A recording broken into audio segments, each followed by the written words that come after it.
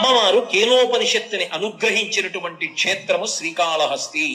అంత గొప్ప క్షేత్రం ఈ క్షేత్రం. ఆ నేతిలో వేయించిన ప్రసాదం తినడానికి అలవాటు పడి శివభక్తుడి దగ్గర తిరిగినటువంటి కోడి కదూ, అది కన్నప్పగా వచ్చిన కారణం చేత ఆ భక్తికి అలవాటు పడింది. మనసులో అలవాటు పడి మాంసాన్ని శివుడికి నైవేద్యం పెడతాడు. తనకి తెలిసిన్నటువంటి శివభక్తి తనది.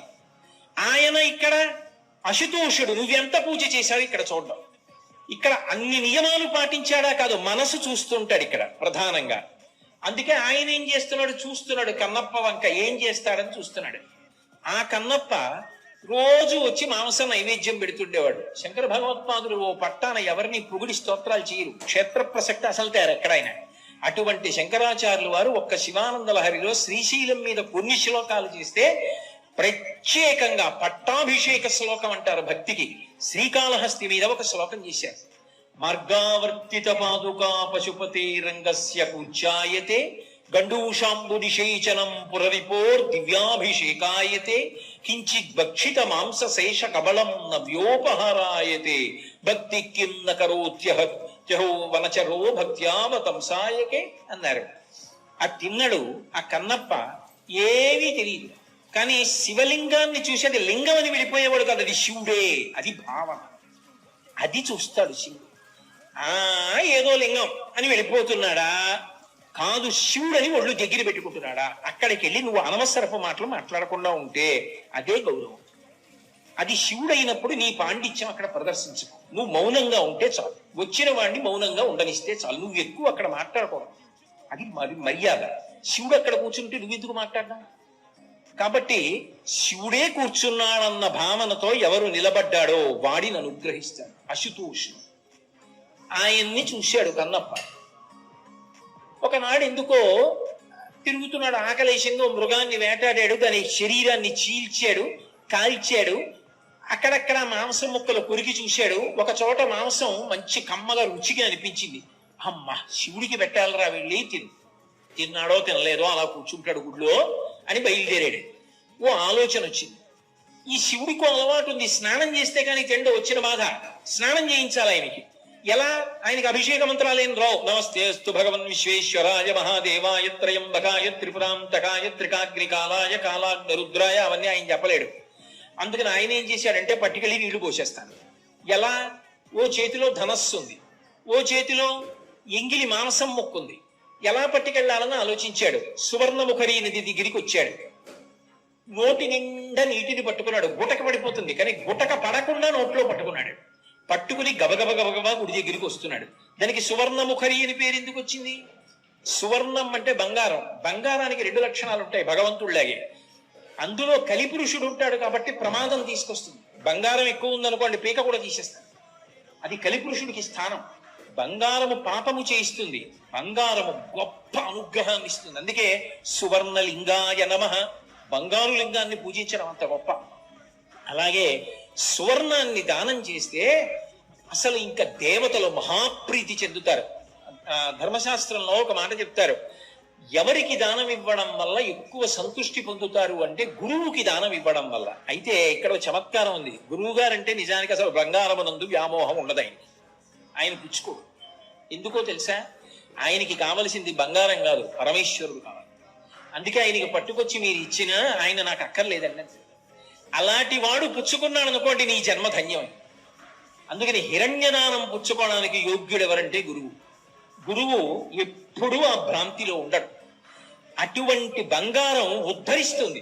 బంగారంగా శివలింగానికి పూజ ఉంది. బంగారు రసనుతో అభిషేకం ఉంది. బంగారు రసన కలిపిన నీటితో అభిషేకం చేస్తే మంచి ఇల్లు కట్టుకుంటాడు. అందుకే బంగారు రసనుతో ఇల్లు కట్టుకునేవాడు తప్పకుండా అభిషేకం చేయాలి శంకరుడికి. కాబట్టి బంగారము ఎంత గొప్పదో ఆ నీరంత గొప్పది. ముఖరి అంటే అగస్త్యుని యొక్క నోటి నుంచి వాక్కులు స్తోత్ర రూపంలో వచ్చాయి దాని గురించి. ఎందుకంటే గంగ అంది, అగస్త్యుడా నువ్వు ముందు నడు, నువ్వెటు నడిస్తే నేను అటు వస్తానని. భగీరథుడి వెంట గంగ వచ్చినట్టు అగస్త్యుడి వెంట సువర్ణముఖరి నది వచ్చింది. అంత గొప్ప క్షేత్రం శ్రీకాళహస్తి. కాబట్టి అటువంటి నదీ ప్రవాహం ఎంత గొప్పదో ఇక్కడ ఉన్నటువంటి శంకరుడు కూడా అంతే గొప్పవాడు కదూ. తిన్నడేం చేశాడంటే శివుడికి నీళ్లు పొయ్యాలి కాబట్టి ఆ సువర్ణముఖరి నదీ జలాల్ని నోటి నిండా పుక్కిటి నిండా పట్టుకున్నాడు. శివాలయంలోకి వచ్చాడు. శివాలయంలో ఒక ఆచారం ఉంటుంది. శివలింగానికి ఉన్నటువంటి నిర్మాల్యాన్ని తీయాలి. శివలింగానికి పూజ చేసేటప్పుడు తుమ్మి పూలు మొదలైనవి పూజ చేస్తాం కదా, పూజ చేసినప్పుడు ఎక్కడైనా తడికి అభిషేకం చేసినప్పుడు ఇరుక్కుంటాయి. ఆ పువ్వులు తీసేటప్పుడు కానీ నిర్మాల్యం తీసేటప్పుడు కానీ చేతిని ఉపయోగించి ఉత్తరాభిముఖంగా తీయరు. తీయకుండా ఏం చేస్తారంటే చాలా మెత్తటి, మీకు అర్థం అవ్వాలంటే బ్రష్ అనొచ్చు, కూర్చ అంటారు, అది పెట్టి తుడిచి తీస్తారు. ఇప్పటికీ మీరు ఎవరైనా పెద్దలు చేసే పూజలు చూడండి, దాంతో తీస్తారు నిర్మాల్యం ఉత్తరాభిముఖంగా. కాబట్టి ఎలా ఆయనకి నిర్మాల్యం తీయాలిగా, కూర్చే ఏదైనా ఆలోచించాడు. చూశాడు, ఇంతకు ముందు అర్చకులు కూర్చతో నిర్మాల్యం తీయడం చూశాడు. నా దగ్గర కూర్చేది ముందు కాసేపు తినాలి, ఆకలేస్తోంది, ఇవన్నీ పట్టించుకుంటే ఎలా, పాపం ఎప్పుడు తిన్నాడో ఏమో. అది ఆయన భక్తి. ఆయన చూసింది ఏమిటో తెలుసా, అది రాయి లింగం లేదు, శివుడు అన్నాడు. అది లేదు మిగిలిన వాళ్ళకి, ఆయనకుంది కన్నప్ప. వచ్చిన వాడు ఏం చేశాడు, చెప్పులతో లోపలికి వెళ్ళిపోయాడు. ఎందుకని, ఇదే కూర్చ. అక్కడికి వెళ్ళి ధనస్సు పక్కన పెట్టాడు, మాంసం ముక్కలా పెట్టాడు, ఈ చెప్పు తీసి శివలింగాన్ని తుడిచాడు. మార్గావర్తిత పాదుకా పశుపతే రంగస్య కూర్చాయతే. శివుడు అన్నాడు, అబ్బా ఇటువంటి కూర్చే ఎవరు వాడలేదురా ఇంతకు ముందు. అంటే దాని అర్థం మనం కూడా అలా చేయొచ్చనే. మనకెంత తెలుసో తెలియనివాడా, నీకు తెలుసున్న దాన్ని బట్టి నువ్వు ప్రవర్తించాలి. ఆయనకి తెలియదు అనుగ్రహించాడు, ఎంత తెలుసో అంతకు అనుగ్రహించేస్తాడని. చిత్తశుద్ధి మాత్రం అవసరం. కాబట్టి ఇప్పుడు చెప్పు పెట్టి నిర్మాల్యం తీశాడు, శివుడు అంగీకరించాడు. గండూషాంబు నిషేచనం పురరిపోర్ దివ్యాభిషేకాయతి. ఆయన త్రిపురాంతకుడు, మహాజ్ఞాని, దక్షిణామూర్తి. అటువంటి వాడి మీద ఎంగిలి నీరు ఉమిశాడు. ఇది అభిషేకం రా అన్నాడు, అంగీకరించాడు. ఎందుకని, కన్నప్పకంతే తెలుసు. ఆయన గుండెలు చూశాడు. తొందరగా స్నానం చేస్తే నేను తింటానని పెడుతున్నాడు, చాలు. నేను రాయిని అనుకోవట్లేదు, నేను శివుణ్ణి అనుకున్నాడు, అంగీకరించాడు. అలాగే కించిత్ భక్షిత మాంసశేషక బలం నవ్యోపహారాయతే. కొంత కొరిటి చూసిన ఉమ్ముతో ఉన్న ఎంగిలి మాంసం అక్కడ పెట్టి తిరు శివ అన్నాడు. గొప్ప ఆహారం పెట్టావురా అని తిన్నాడు. నవ్యోపహారాయతే భక్తికి నకరోచ్యహో వనచరో భక్త్యావతంసాయకే. భక్తి కన్నా గొప్పది ఏముంది శంకర అని శంకరాచార్యుల వారు శివానంద లహరిలో 2 చేతులు ఇచ్చి నమస్కారం చేశారు. శ్రీకాళహస్తి క్షేత్రం గురించే చెప్పారు శ్లోకం. దూర్జటి తట్టుకోలేకపోయాడు అసలు ఈ సంఘటనకి. కన్నప్ప చేసినటువంటి పూజకి ఆనందం తట్టుకోలేకపోయాడు. ఈ క్షేత్రంలో ప్రతిరోజు తిరిగిన వాడు కదూ, ఈ ప్రాంగణానికి దూర్జటి మంటపం అని పేరుట. ఆయనైతే ఒక అద్భుతమైనటువంటి పద్యరచన చేశాడు. నీకున్మాంసము వాంఛయేని కరువా నీ చేత లేడు ఉండగా, జోకైనట్టి కుఠారముండ అనల జ్యోతుండ నీరుండగా, పాకం బొప్ప ఘటించి చేతి పునుకం భక్షింపక బోయచే చేకుంటెంగిలి మాంసమిట్టుతగునా శ్రీకాళహస్తీశ్వర. శ్రీకాళహస్తీశ్వర మకుటం. శివుడి దగ్గరికి వెళ్ళి అడిగాడు. ఎవరు అడుగుతాడు, ఆయన రాయనుకున్నవాడైతే ఇలా పెట్టి దొంగదండం వెళ్ళిపోతాడు. ఆయన కాదయా శివుడయా అన్నవాడు ఆయన్ని ప్రశ్న వేస్తాడు. శంకరా అని ప్రశ్న వేశాడు, ఎందుకంటే ఉన్నాడన్న నమ్మకం. అందుకు చేశాడు శరణాగతి. శివుడి దగ్గరికి వచ్చి రోషీరోగ్యతు కామినీ జనుల తారుండోరు సౌఖ్యం బలం బాసీ బాధ్యత పుత్రమిత్ర ధన సంపద్భ్రాంతి వంచాల తల్కోచీకోయదు నామనంబకట నీకున్ ప్రీతిగా సత్క్రియలు చేసి చేయదు దీని తుళ్ళనచవే శ్రీకాళహస్తీశ్వర అన్నాడు. అంత గొప్ప శరణాగతి ఎవడు చేశాడు? అంత గొప్ప శరణాగతి చేశాడు దుర్జటి. అన్నాడు, శివ నీకు మాంసము వంచయేని కరువా. నీకో చేతిలో కురంగపాణి అని నీకో చేతిలో లేడు ఉంటుంది, ఓ చేతిలో గొడ్డలు ఉంటుంది. ఎక్కడ కూర్చున్నవాడు అక్కడే కూర్చుని ఈ గొడ్డల్ని, ఈ కుడి చేతిలో గొడ్డలు పెట్టి ఈ లేడుని ఒక దెబ్బ కొట్టి దాని మాంసం పీక్కుని, చేతిలో బ్రహ్మకపాలం ఉంది, ఇక్కడే గంగ ఉంది, ఈ గంగ తీసి ఈ పుర్రెలో పోసుకుని ఈ మాంసం కిందిలో పడేసి, ఇక్కడే అగ్నిహోత్రం ఉంది 3వ కన్నం, ఇక్కడే పుర్రె పెట్టి ఉడికించుకుని ఇలా నోట్లో పడేసుకుంటే సరిపోయే తెరేసినప్పుడు. అది మానేసి ఎక్కడో కన్నప్ప పెట్టిన ఎంగిలి మాంసం తినేసావా? ఏమిటయా శివ అంటే దాని అర్థం నింద కాదు, ఎంత అశుతోషుడివా. ఏమీ తెలియని వాడైనా నువ్వు లింగము రాయి కాదు శివుడే అని నమ్మి నిలబడితే అనుగ్రహిస్తావా? శివ ఎంత గొప్పవాడివయ్యా అని స్తోత్రం చేశాడు దుర్జటి. అంతటి మహానుభావుడు. కానీ కన్నప్ప రోజు ఇలా పెడుతుంటే ఇక్కడికి ఒకప్పుడు బ్రహ్మవాదులు వచ్చేవారు, ఋషులందరూ వస్తుండేవారు ఇక్కడికి ఆయన్ని పూజ చేయడానికి. ఎందుకంటే శ్రీకాళహస్తి విషయంలో ఒక అద్భుతమైన మాట చెప్తారు, వైదిక క్షేత్రం అని చెప్తారు.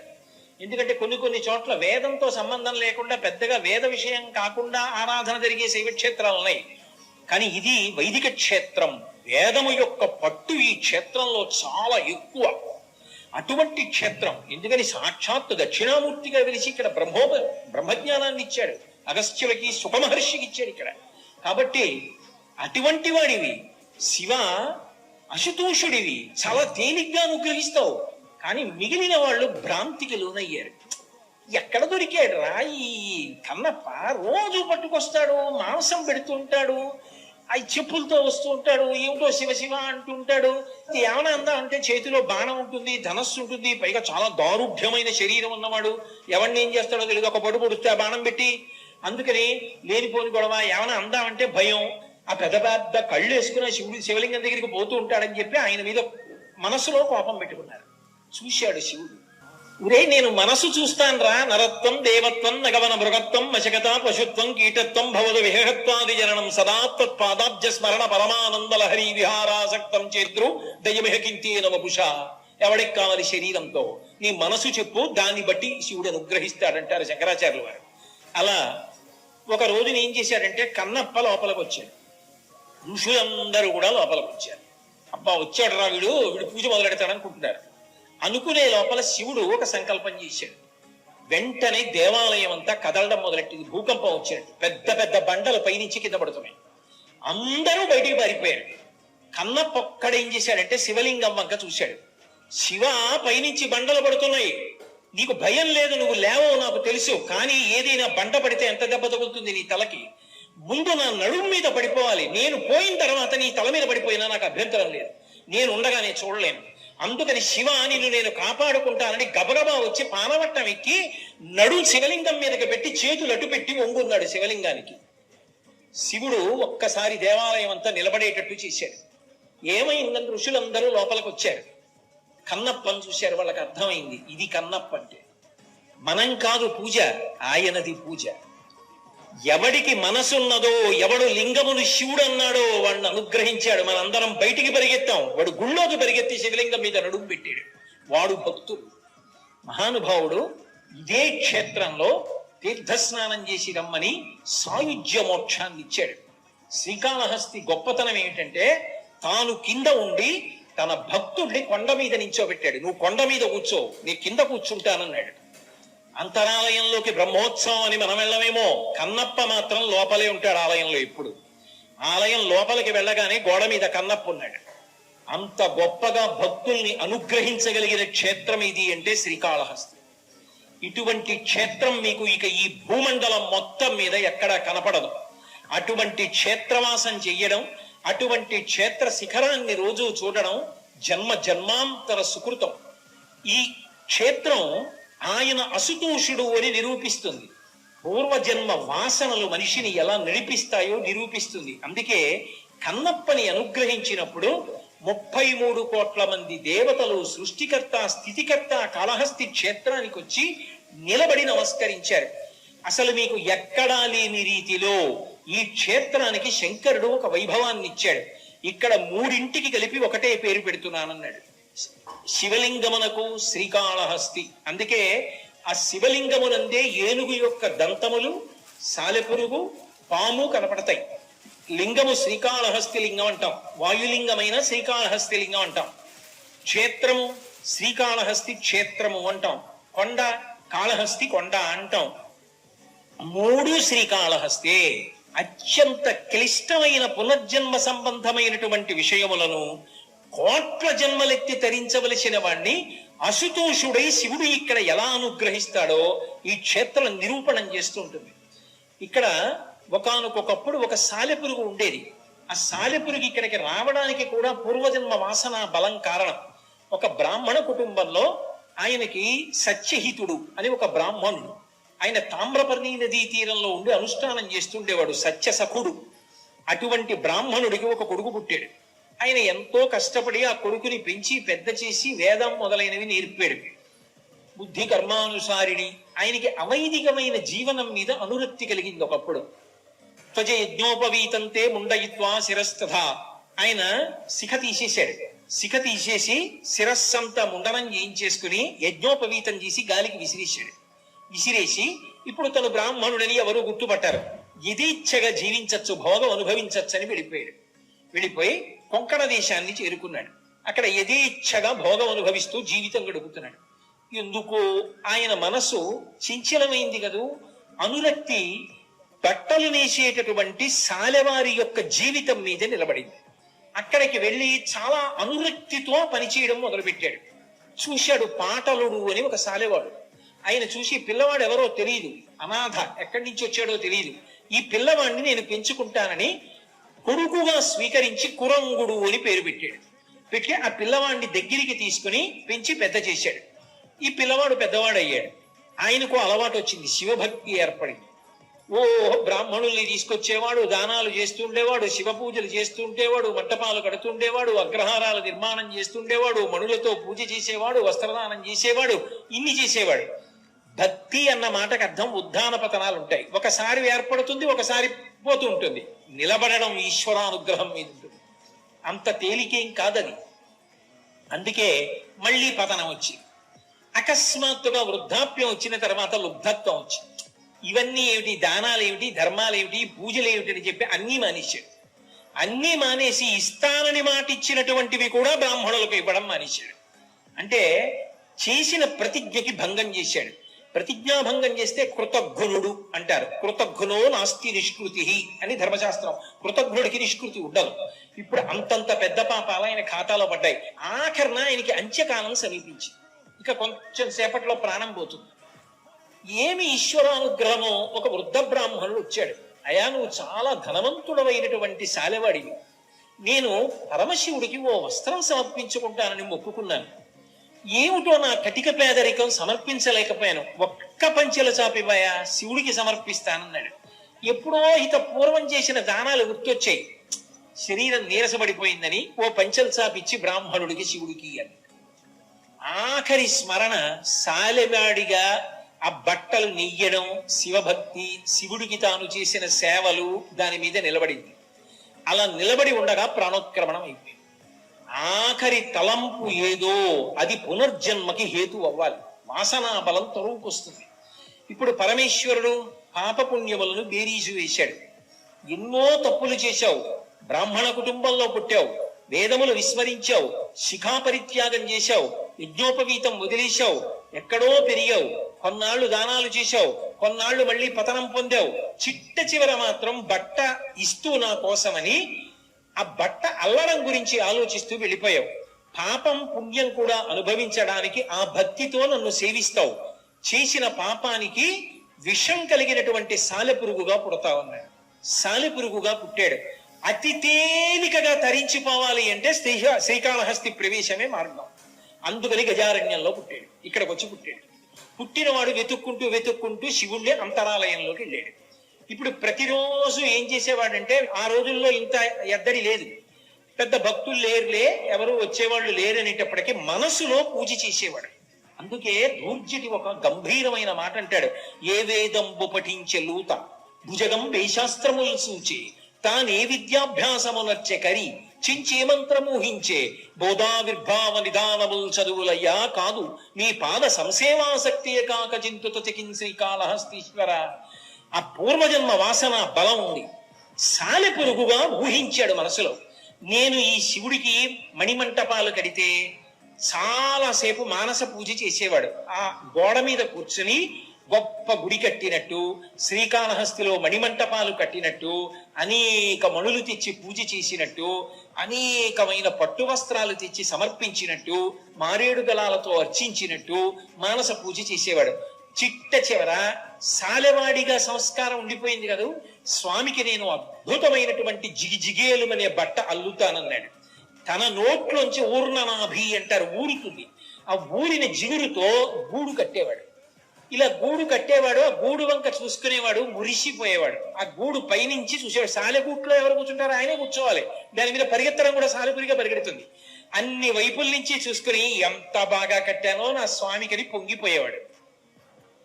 తనకి ఉన్న గొప్ప ప్రావీణ్యత ఏది ఉందో అది భగవత్పరం చేశాడు.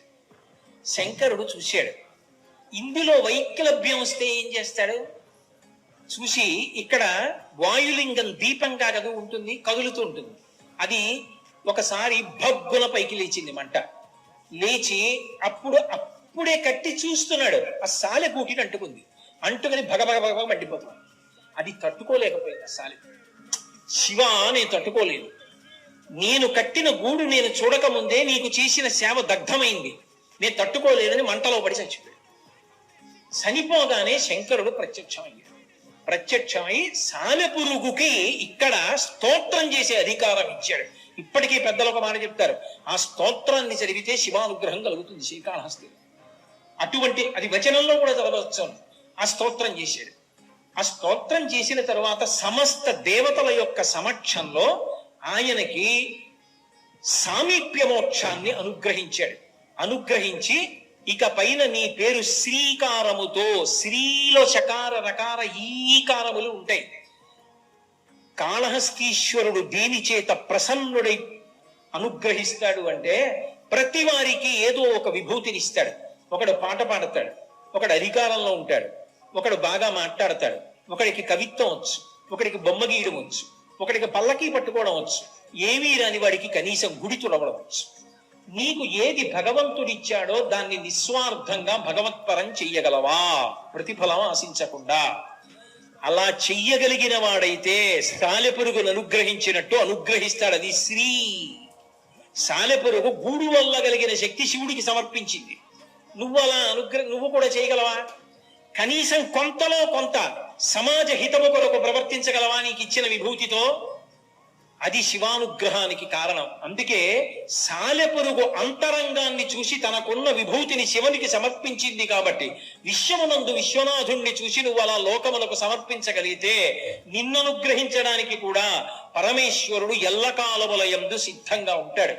అటువంటి క్షేత్రంలో సాలెపురుగును అనుగ్రహించాడు. అనుగ్రహించడం కాదు, అది పక్కనే సాయుధ్య మోక్షం కాబట్టి ఇక పైన నా లింగంలోనే నువ్వు కనపడుతుంటావు. అందుకే ఇప్పటికీ లింగంలో సాలెపురుగు కనపడుతుంది, ఎక్కడ ఇవ్వాల. అందుకే ఆయన అనుగ్రహించినప్పుడల్లా ఇక్కడికి దేవతలందరూ వస్తారు. 33 కోట్ల మంది దేవతలు బ్రహ్మ విష్ణువులతో వచ్చి నిలబడతారట. అంతటి క్షేత్రం ఇక ఈ భూమండలమునందు లేదు లేదు లేదు. అందుకే దీనికి కాశీతో పోలిక లేదు. దక్షిణ కైలాసం ఇది శివుని యొక్క ఆవాస భూమి. అంత గొప్ప క్షేత్రం. నా జీవితంలో నేను ఎప్పుడు అనుకుంటుంటా, కనీసం ఒక్క వారం రోజులు ఈ శ్రీకాళహస్తి వెళ్ళి ఉండి ఎన్నో చూడాలని కోరిక ఇక్కడ నాకు. అవన్నీ నేను చూడాలి, గిరి ప్రదక్షిణం చెయ్యాలి అని కోరుకుంటూ ఉంటాను. ఈశ్వరుడు ఎప్పుడోప్పటికి అనుగ్రహిస్తాడు. తప్పకుండా వచ్చి నేను వారం రోజులు ఉండి కాళహస్తిలో అవన్నీ సేవించుకుంటాను. అంత గొప్ప క్షేత్రం. అటువంటి క్షేత్రంలో ఎవరికి ఏది ఎలా కావాలో అలా అనుగ్రహించాడు. విశేషం ఏమిటో తెలుసా? ఒకప్పుడు బ్రహ్మవాదులైనటువంటి వాళ్ళల్లో అగ్రగణ్యుడు ఎవరు అంటే శుకుడు, శుకబ్రహ్మ. ఎందుచేత అంటే లోకంలో ఎవరైనా సరే ఒక ప్రాణి పుడితే దాని వెనక సిద్ధాంతం ఏమిటంటే, గత జన్మలలో చేసినటువంటి పాపపుణ్యములను సుఖదుఖముల రూపంలో అనుభవించడానికి ఈ లోకంలో ఒక శరీరంతో పుడతాడు. అలా కొన్ని కోట్ల ప్రాణులను సృష్టిస్తుంటాడు పరమాత్మ. సృష్టించి సృష్టించి సృష్టించి విసిగెత్తిపోయేట. చేసిన కర్మలు అనుభవించడానికి పుట్టేవాడు తప్ప అసలు అనుభవించడానికి కర్మ లేకుండా పుడుతూనే జ్ఞాని అయిన వాడు ఒక్కడు పుట్టడం. నేనే సృష్టిస్తాను ఇద్దరిని అలాగని చెప్పి పరమాత్మకి విసుగెత్తి కర్మఫలాల కోసం పుట్టేవాళ్ళు కాకుండా పుట్టుకతో భక్తి జ్ఞాన వైరాగ్యములు కలిగిన వాళ్ళని పుట్టించాడు. అందుకే కర్మ చేస్తే కుష, దర్భ పట్టుకుంటారు. దర్భ పట్టుకోక్కర్లేకపోతే తిరగేస్తే శుక. శుకబ్రహ్మ పుట్టుకతో బ్రహ్మజ్ఞాని, అంతటి వైరాగ్యం ఉన్నవాడు. అలాగే మహానుభావుడు వామదేవుడు, శంకరాచార్యులు వారు బ్రహ్మసూత్ర భాష్యంలో చెప్తారు వామదేవుడు గురించి.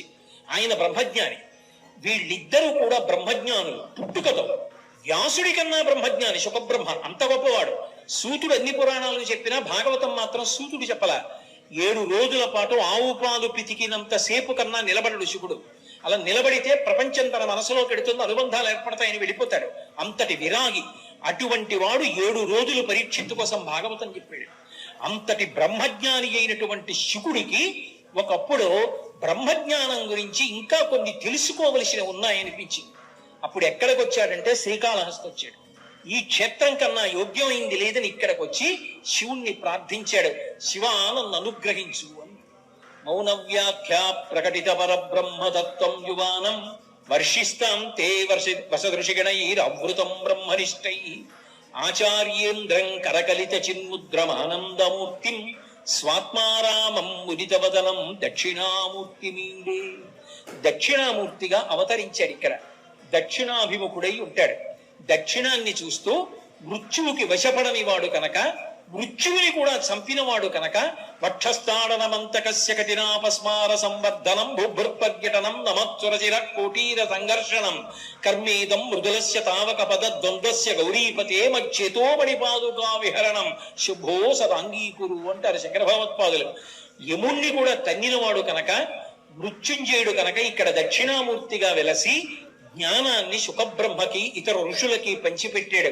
ఇక్కడికొచ్చి దక్షిణామూర్తిని ఉపాసన చేసిన నన్ను బాగా నమ్మండి, దక్షిణామూర్తిని ఒకసారి చూసి కళ్ళు మూసుకొని దక్షిణామూర్తిని ధ్యానం చేసిన అపారమైనటువంటి సరస్వతి కటాక్షం కలిగేటటువంటి క్షేత్రం శ్రీకాళహస్తి. ఒక విధంగా కాదు, చెంగల్వరాయుడన్న పేరుతో సుబ్రహ్మణ్యుడు వెలిశాడు. ఎన్ని గాథలు, ఎన్ని తీర్థాలు, ఎన్ని దేవాలయాలు.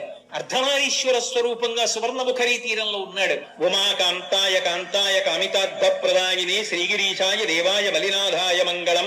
సర్వం శ్రీ ఉమామహేశ్వర పరబ్రహ్మార్పణమస్తు.